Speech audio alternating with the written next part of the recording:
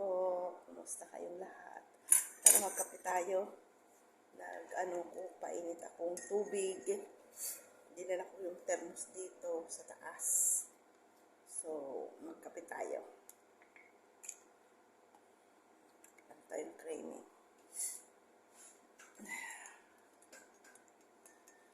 Magaan sana ako, hindi na sana ako magkakape, magpapainit na sana ako ng tinapay. Kaso yung pala natin, hindi pala ako nakadalang aluminum foil kasi magpapainit sana ako doon sa sa plancha. Kaya naisipan ko para mainit-init yung may makain mainit. Nagkape na lang. Medyo masama ang pakiramdam ko eh.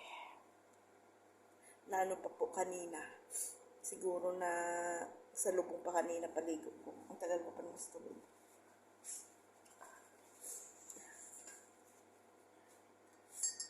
Kaya naman na kagad natin ang gamot.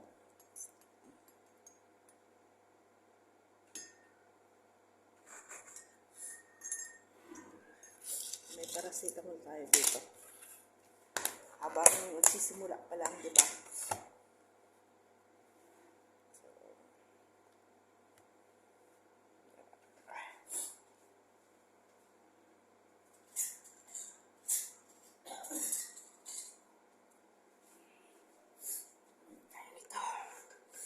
Kasi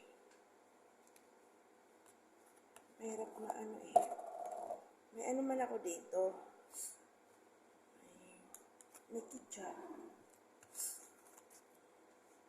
Kasi tayong yung chicken.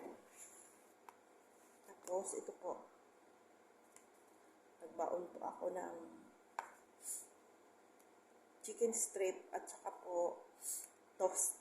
Yung toast. Linagyan ako na po ito ng palaman. Chicken din. Ibain natin kasi lang.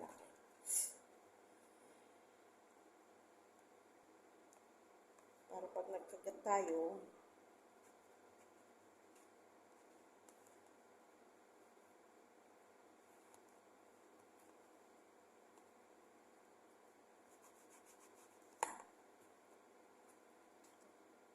tara po. Kain po tayo.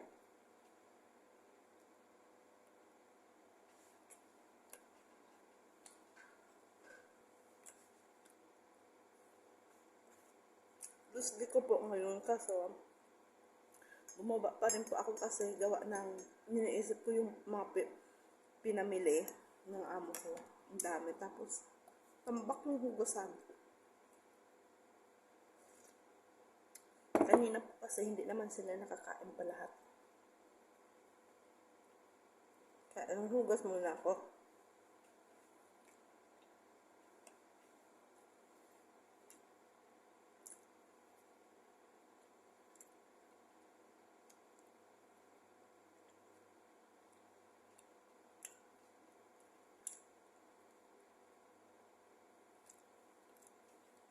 Ayusin ko yung mga gamit ko kasi ngayon sila matanggal lahat ng mga gamit ko sa mga maliit na lalagyan. Kaya naka-imbak sa isang malaking cabinet. At saka yung mga gamit kong maliliit na bagay pa. Pati pinamigay kasi yung cabinet. Ngayon wala na tuloy akong salamin.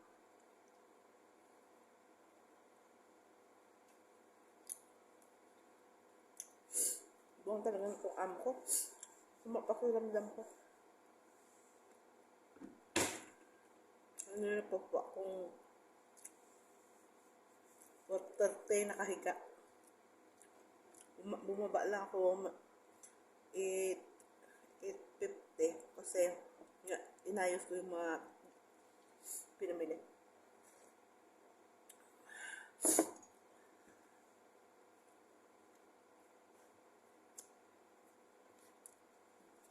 Ang paracetamol. Panadol.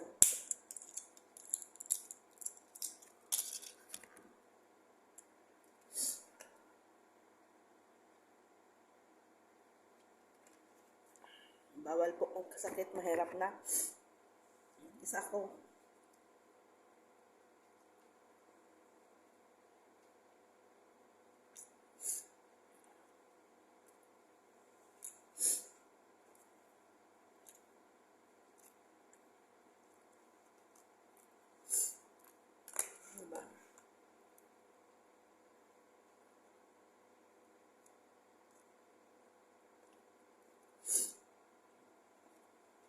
Diba?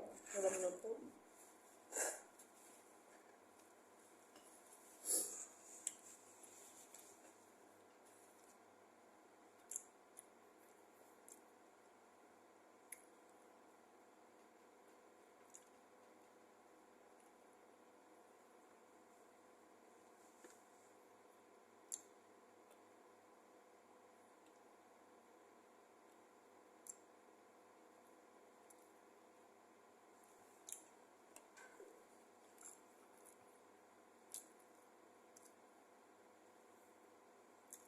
Bukas, ang lunch, 1:30. Tatlo lang naman papakainin ko.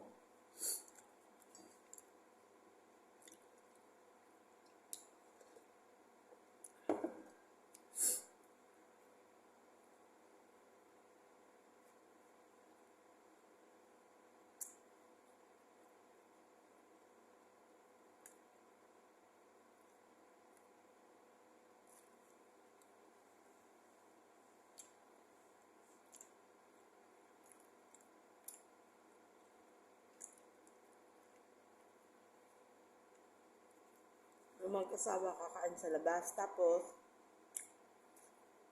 after there, may bisita.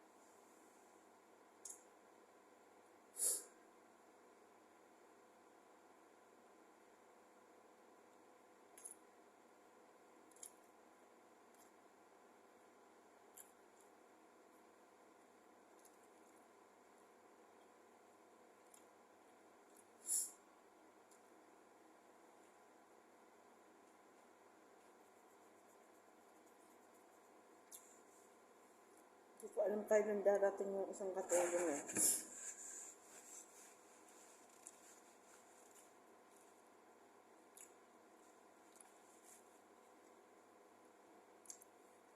Processes na siya.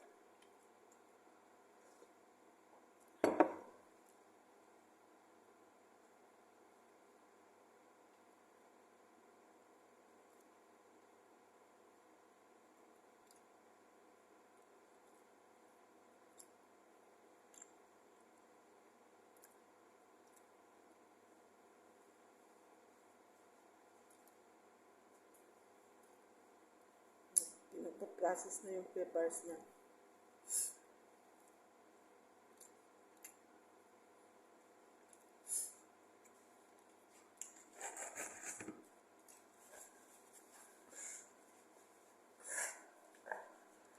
Nakatasarong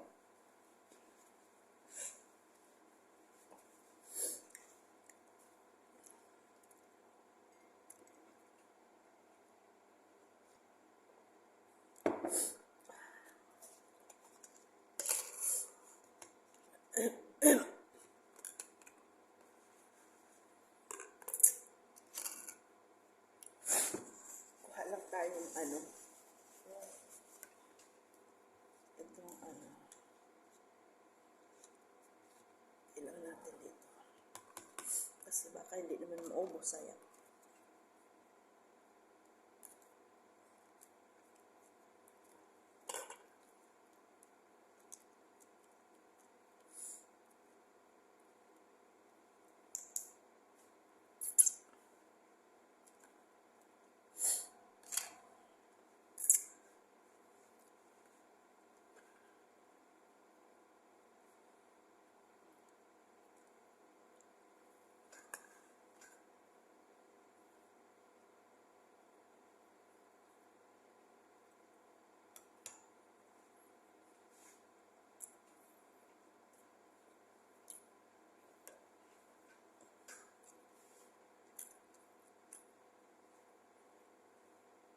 Ginawa ko po, ganito. In-order nyo na, hindi naman naubos, hindi ko naman makain na. Bigay ko sa freezer. Kanina po, inano ko sa air fryer. Parang yun lang naman. Kaya siya naman itapon.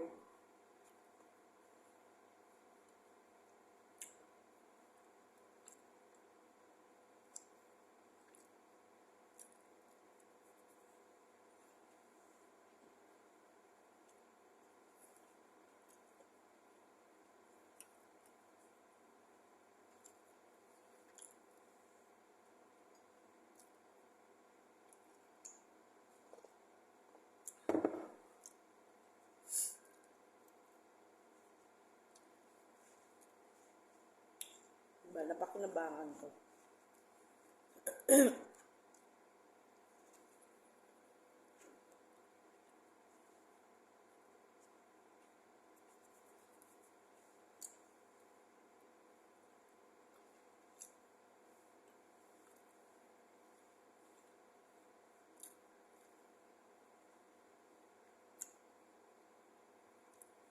Naisip ko kung ano pagkain ko bukas. Bagay may bihon pa ako doon. No.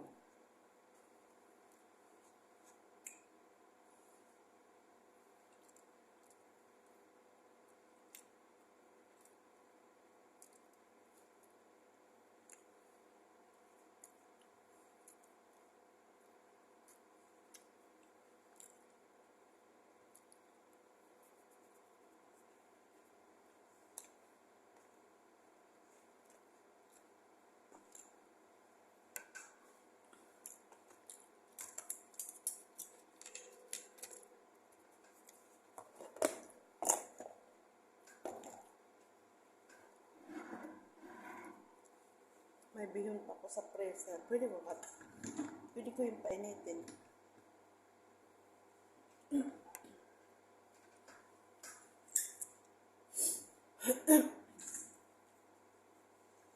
Nagkahiwa-hiwala yung mga kamot ko. Hindi ko na alam asan yung pang kamot ko ba.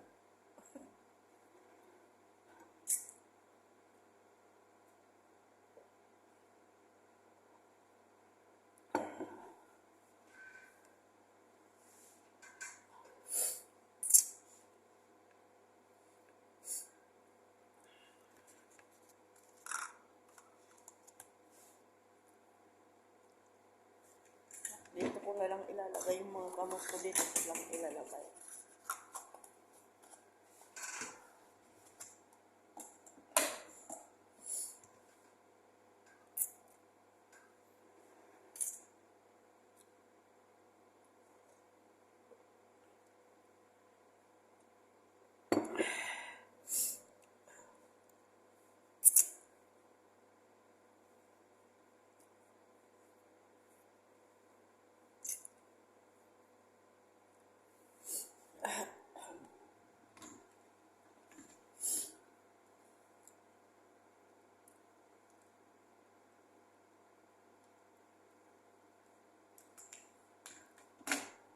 Salamat po. Guys, paki-subscribe naman ang YouTube channel ko. Pa-support naman.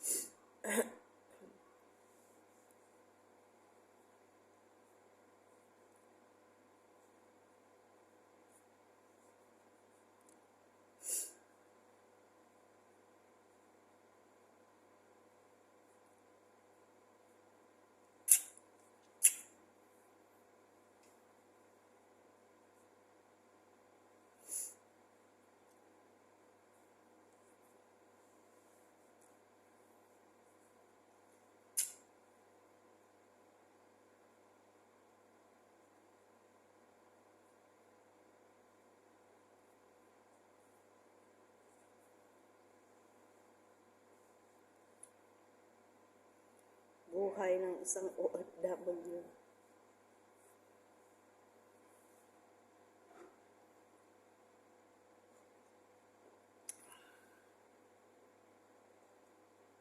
Kain tayong saging.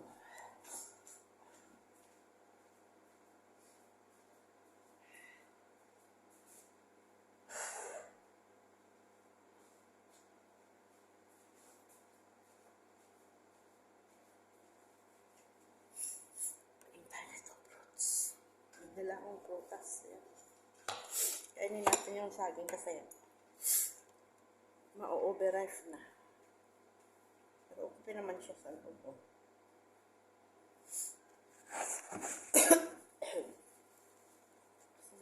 Konting ito. Diba? Matamis nga po ang ganito eh.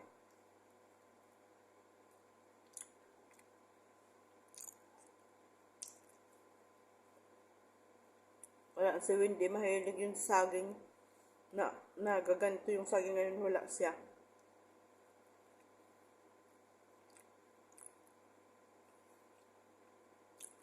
Saka mga apple.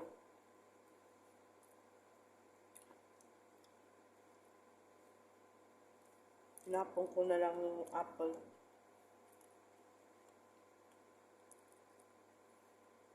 Ano naman kasi ako maglagay doon sa freezer pa, sa rep sa dyan sa kanto. Baka sabihin niya kung anong gagawin ko, saan ako pupunta.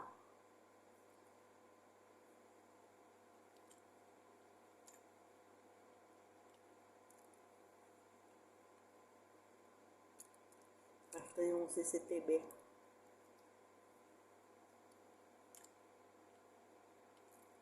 Mahirap na. Sabi niya na pinagbibigyan ako ng pagkain.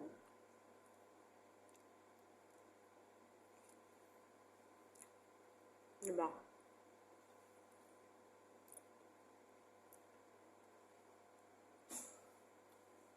May na yung nag-iingat kaysa pag anuhan ka, bang pag-isipan ba? Kaya so, again na yung mag-ingat.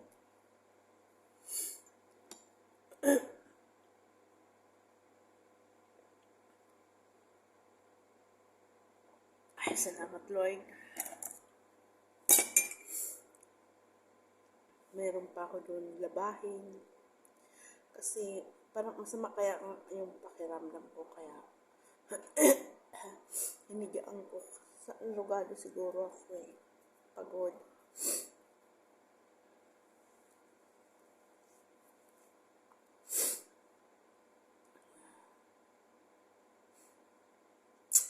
Mahirap ang kasakit. Nahihilo pa ako minsan. Yung pang baby ko dala ni Wendy.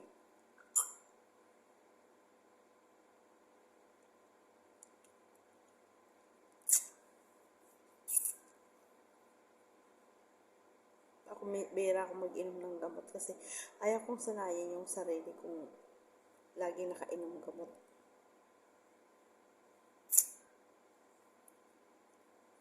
Pag dumating yung katulong, pupunta ako ng dentist pa din sa ngipin.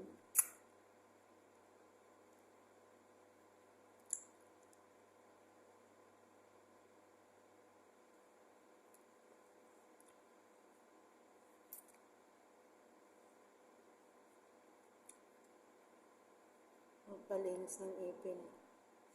Dito, wala na ako ditong ipin. Dito mayroon pa ka. Dito, medyo bukol. Dito, yung bang, maano na siya, lubog. Dito, may ipin pa. Kaya nagnguya ako. Dito lang, hindi sa doon.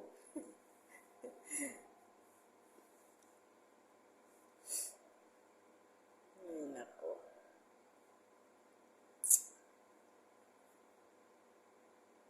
Iniisip ko na uuwi na ako. Ang ano ko naman, pero nagdadalawang isip kasi nga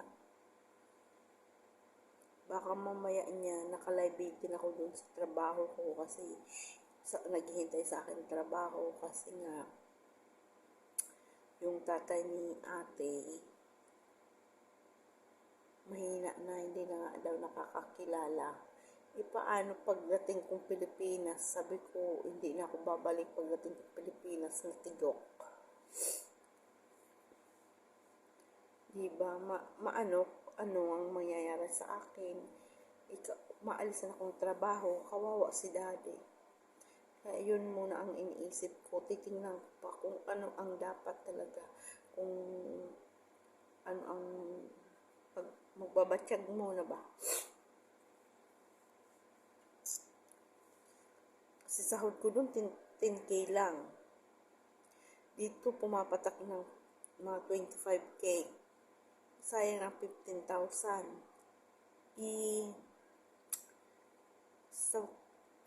Sa pinapadala ko nagkukulang minsan tapos yun doon 10K lang.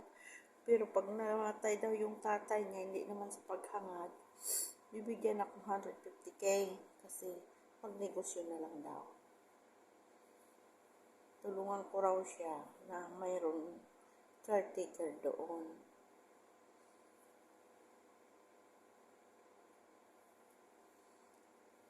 Yun ang sabi ni ate. Pero nag-iisip pa muna ako kung iisipan ko muna maayos kung ano nga ba, kung i-stay na ako doon o i-stay pa ako dito. Kaya big question mark pa kung matutuloy akong umuwi. Kaya big question pa. Mahirap mahirap magpadalos-dalos. Di ba? Mahirap magpadalos-dalos ng ng isip.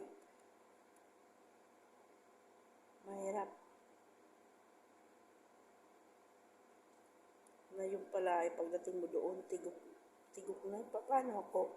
Paano si daddy? Ayaw ko mag-asa sa mga anak ko na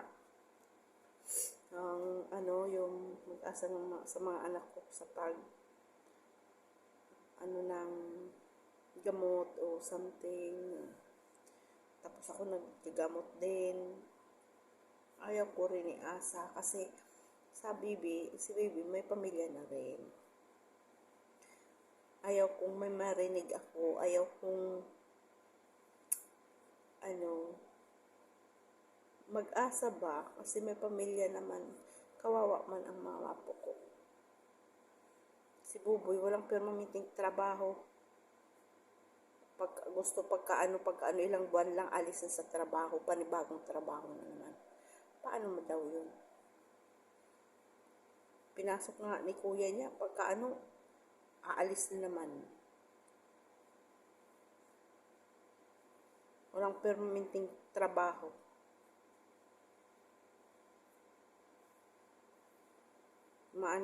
Hindi mapakali sa isang trabaho.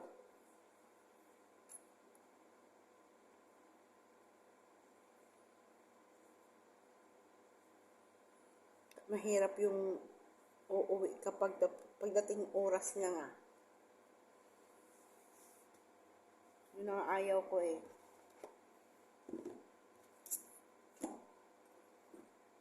Pagdating ng oras na nga.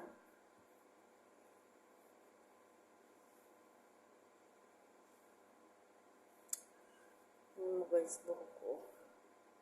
Nagkulay pa lang ako noong 2023. Nagpuputi na naman. Naku. Pero God, nagpapasalamat pa rin ako sa tagal ko ng panahon. Nasa 21 years na ako dito kila Kalbo.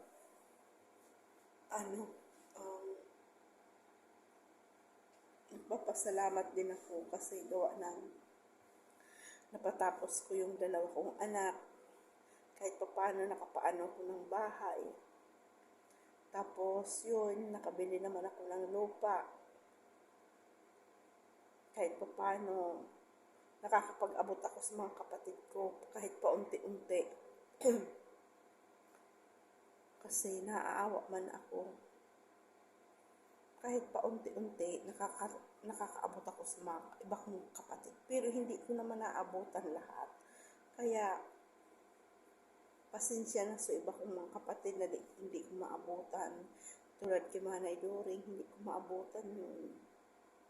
Si Nini, si Manay, si Manoy, si Noy, si Kuya Jim, si Kuya Milan, si Manny, nabigyan ko rin kahit paano naabutan ko rin, kaunti. Tapos yun, si Manny Dulpo, naabutan ko rin yun.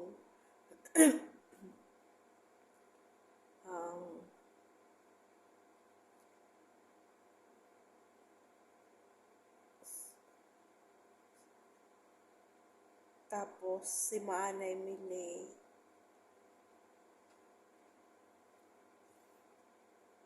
basta kayo na, si Manay Rosita, abutan ko rin. Si Manay Doring na lang pala ang hindi ko na anuhan kahit paano, hindi ko na abutan. Siya na abutan, si Nini at ako ang kumankat tuta. Dinagdag sa ng mata, pero kahit paano, paunti-unti, nakakabigay ako.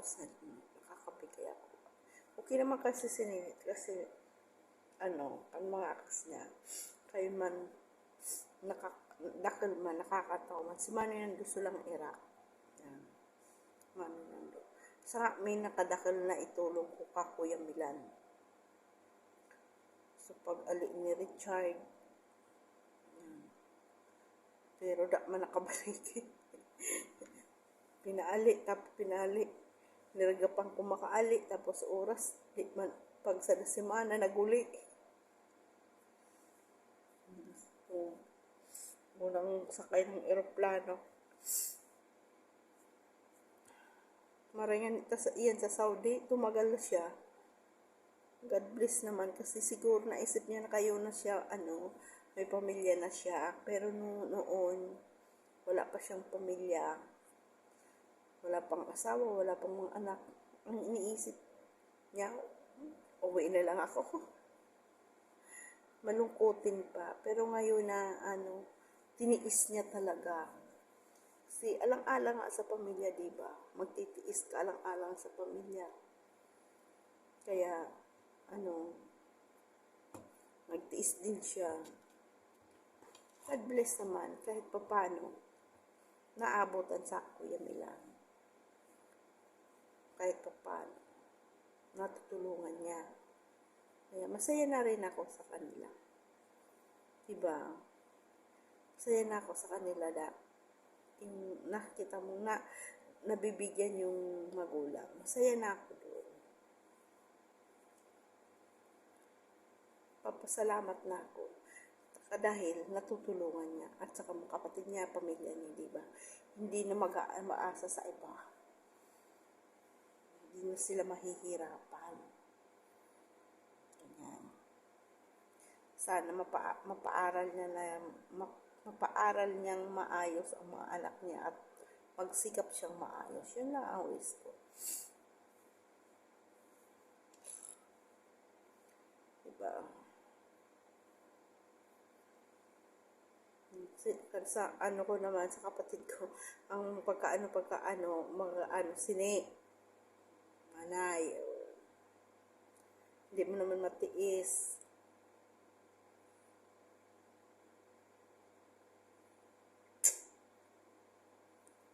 Maninando. Pero ngayon, titigil-tigil muna ako kasi gawa lang. Hindi pa ako nakakabayad kay Ate Miling. Nahihiya ako kay Kuya. Iipunan ko na muna yun kasi gusto kong makabayad muna kay Kuya.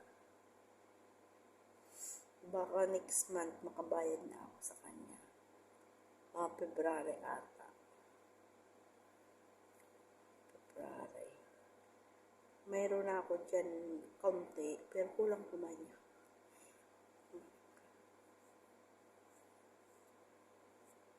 Ano dyan.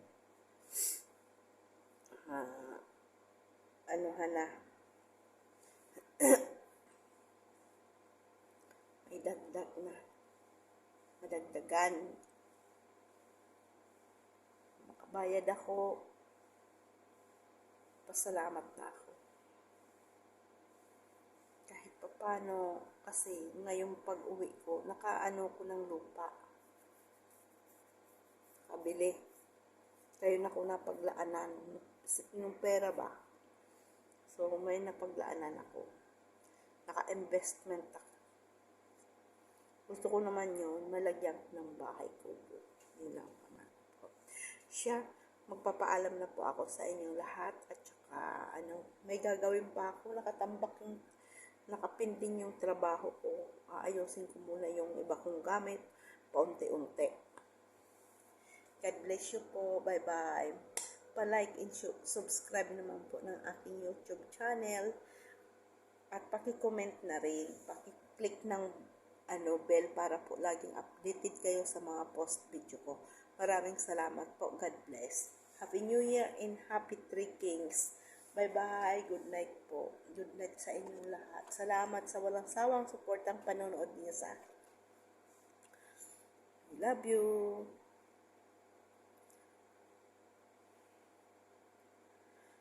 Love you.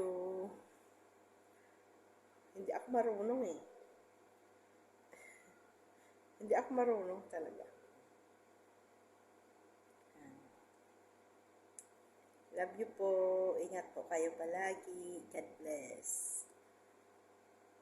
Bye-bye.